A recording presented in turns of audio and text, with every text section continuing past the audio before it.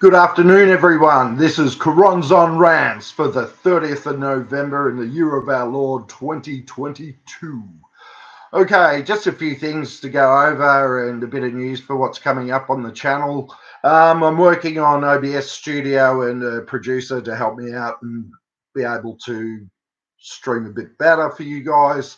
I'm going to go into doing some reviews, especially my first one's going to be the review of the show 1899. If you've been watching that, little Lost sort of like, I'll break it down scene by scene and add a little bit of my own humor.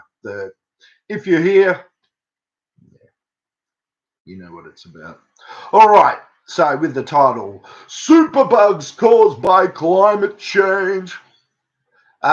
Every few years, the media runs over the story of superbugs being caused, generally by hypochondria and the overprescription of antibiotics. And so annoying. When I went to the doctor, it's something, my elbow's not working properly. Oh, we'll give you some antibiotics.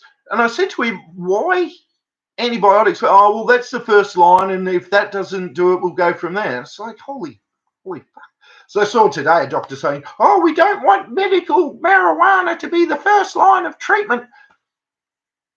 But antibiotics should be. Anyway, I digress. So they've run through the story, superbugs, overprescription of antibiotics, been happening for years. I can remember this story being run in the 90s. Actually, I had a friend that was a hypochondriac, and he knew he was, and he said only the super duper strongest antibiotics would work on him. So, it's not a real brainer. And I know some of the sterility and some of the conditions people are living in may be causing other sort of bugs to arise. But one thing I didn't buy, and they just slipped it in, just as a little thing. Yeah, so these superbugs caused by overprescription of antibiotics and climate change. They didn't give any other. This was on Sunrise, by the way. Surprise, surprise. They didn't give any sort of indication as to why climate change was to blame for these superbugs. And yeah, it's got me. Anyone in the chat, come on, you guys. Let's give me some ideas, especially the comments below if you're watching the stream later, as to how climate change can cause superbugs. Anyway, we shall move on. Climate change. And I had a bit of a rant on Facebook yesterday. Just gets me every time. Like this climate change. Oh my God, the world's going to end in 10 years. When I was at university, I went back to uni in 2000 after I was a sailor for about 6 and a bit years, and then just did a bit of labouring, blah, blah. But yeah, I went to uni and I did an environmental science degree. I majored in geochemistry, environmental engineering, which all the hippy dippy types there doing coastal management. Universities should have a responsibility not to turn out 200 coastal managers a year when there's only 20 jobs in the field. Everyone could have done the geochemistry course and been employed. But anyway, I digress. Again, there's going to be a lot of digression in my rants, hence Choronzon Rants. But I was told, I'm trying to think, in 2000, it was like by 2005, the ocean would have risen so much. By 2015, everyone was in dire straits, like, oh my God. And Tim Flannery at the time was making his huge thing, these big documentaries on the ABC. Auntie, what has happened to you? Oh my God. That's an Australian sort of version. Our national broadcaster here in Australia for international people. Okay. But not one of those dire predictions, not one, come to fruition. So, Jesus Christ. And then if the world's going to end in the next 10, 20 years, like they're telling kids, banks wouldn't be giving 30-year mortgages, would they? No one would be investing. The world would be in shambles if the businessmen, like the top tier, the top 1% of the top 1%, they know what's going on. If they thought everything was going to end, they'd be building spaceships, which some are. But and their bunkers. But it's just not, it's just not happening. And, the Obamas bought an $18 million mansion at sea level. Like, if these people were really concerned, and they're preaching the rest, you've got to pay your carbon tax, you assholes, and, oh, yeah, but I'm buying a beachfront property. Oh, but we're all going to be underwater in the next 10 years, 20 years, 30 years. Will they, in 2050, will they still be saying, this change is going to rise? And in the meantime, the lady upstairs from me lives by herself. Her winter bill was like $400. Absolutely ridiculous. Should have been 80 back in the old days. Shutting down coal plants without viable alternatives. It's been proven wind and solar is useless. And the wind farms, they're an environmental disaster. Wedge-tail eagles in Victoria are getting absolutely slaughtered. Oh, my God. But I shall move. Climate change is something I will be talking about. I'll be referencing Randall Carlson quite a lot. His podcast slips me at the moment. Sorry. But it's fantastic on Spotify. If you type in Randall Carlson, it'll come up. He just destroys climate change arguments and goes through like the storm. Oh, there's a big storm. Over the past 500 years, we've been lucky since, I'll say the modern era, which is post-World War II for me, I'm going to say. The world has never enjoyed such stability, prosperity, rights for all. And now, people want to identify as fucking clown, he or her, like that. Absolutely ridiculous. It shouldn't even be entertained. But anyway, and I'm not homophobic. I have gay friends. I'm not transphobic. I understand there is sexual dysphoria. It does happen. But at the moment, there seems to be an epidemic and a lot of confused people. I've got a friend. There's going to be, it's Jordan Peterson. I'm a big Jordan Peterson fan, be citing some of his stuff. There's going to be masculine women and feminine men. They're not male and female. And no, men cannot have babies. Right? What is a woman? An adult human female. My God, it's not that hard. What's a man? What's a man now? What's a man mean? Oh my God. Dangerous TV shows. Graham Hancock's. Anyone been watching Ancient Apocalypse? It is freaking fantastic. A lot of people don't buy what he's selling, all of it, but honestly, if you can't see that there was some major civilization, possibly about 10,000 years ago, 12,500 years ago, before the calamity, because all through Polynesia, all these islands have similar, the fingers down thing. They're found on Easter Island. They're found all throughout Polynesia, Göbekli Tepe, Greece, India, Cyprus. Cyprus, was it? It was one of the Cyprus or what's it? Crete. One of those places. I should know a bit more about Cyprus. Anyway. But yeah, his show now has been labelled by The Guardian and a few other these left-wing news outlets. Like, they're not even news. Like, they're just, honestly, opinion pieces written by leftist lunatics most of the time. It's all emotion. They don't back up anything. It's just, he's a racist, he's a this. And they automatically are drawing, the dangerous idea is, it's like Himmler's SS thing with the Atlanteans, because he believes in Atlantis. But he's not preaching any radical things. He's just saying Atlantis was a modern by their standards, but we'll say what would you call it? Just a civilization, ancient civilization that was prosperous, that obviously traded around the world. And when the actual cataclysm came, the Younger Dryas, there's evidence of comet impacts, but how old they are, I'm more leaning towards the whole lithosphere spinning rather than the Earth being tilted on its axis. But both are plausible, because Antarctica could possibly be one of the sites for Atlantis. But yeah, they're carrying on. His show is racist. It's like, how is this show racist? He doesn't mention race in any way, shape, or form.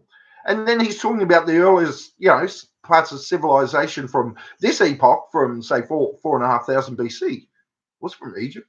And then what happened, 11,500 years ago in Göbekli Tepe in Turkey, that was buried for us to find. I have a feeling that was buried, and they knew when things would erode over this time. So it's made for us to find now in this time frame. So what's going on there? But why are archaeologists so threatened by Graham? He's obviously, because they'll say, oh yeah, that's a mystery. Where Graham wants to go, well, let's look deeper into this mystery.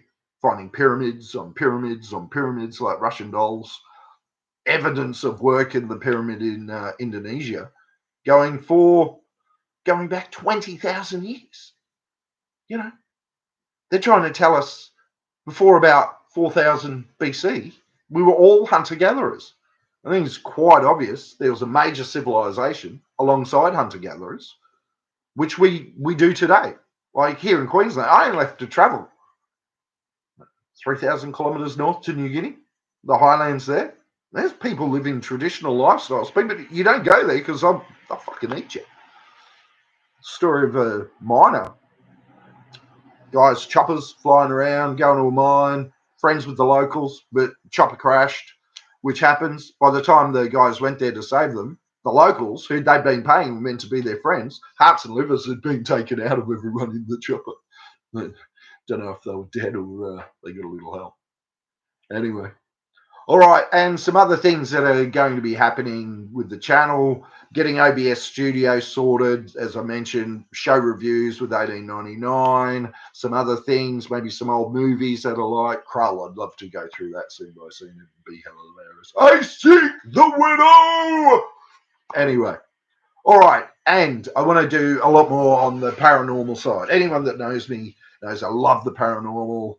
I think I'm a little sensitive. I've had many experiences from when I was about 4 or 5 years old. Tell the story of the smiling Spider-Man. Someone will clip that. Winning smile. Don't argue with older people when you're young, guys, because they'll just fucking smash it. Well, they used to. Security guard now. Everyone's got rights. It's my right to be a fucking idiot and run around like a wanker, but if you do anything, I'm gonna fucking see, or I'm gonna charge you. And it has happened, like the shoplifting and everything that I see at the moment is just completely out of control. But we'll go on to that. That's another thing. As I said, digressions a lot. But for the paranormal talks, I'm going to be reading some of my favorite stories and encounters, along with some theories from books such as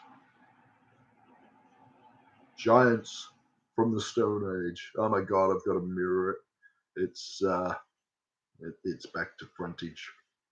And On the Track of Unknown Animals by Bernard Heuvelmans. This is the second edition. The first one was in French. I think it's from 1950. Let's have a look. What year is this published? Original edition 55. This is the English translation, which is 1958. So a lot of the crypto stories you read online have all come from this book or regurgitated somehow. And I see this little kitty here. That's an Australian thing. And when I was in Ballina, I actually saw one of those things. And a couple of people saw it. Exact same color as a rock. Exact same color as a rock. Some animals have. It was only its little ears popping up. And I went over and I walked over to it. This is a beach in Ballina.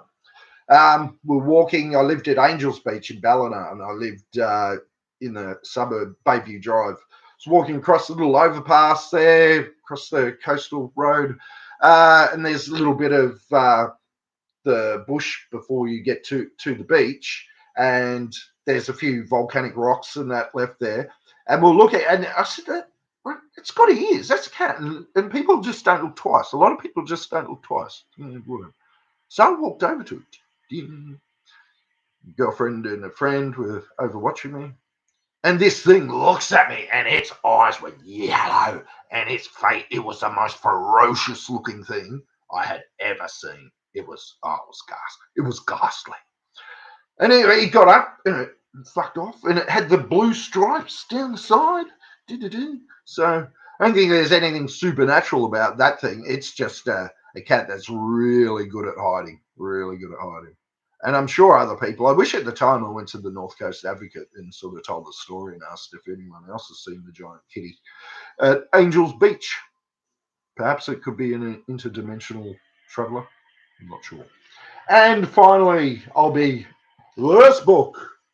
Look at the title on that. Oh my God. It's Ivan Sanderson's Abominable Snowman Legend Come to Life. And this is actually a first edition, and I managed to score. I love my first edition books. This was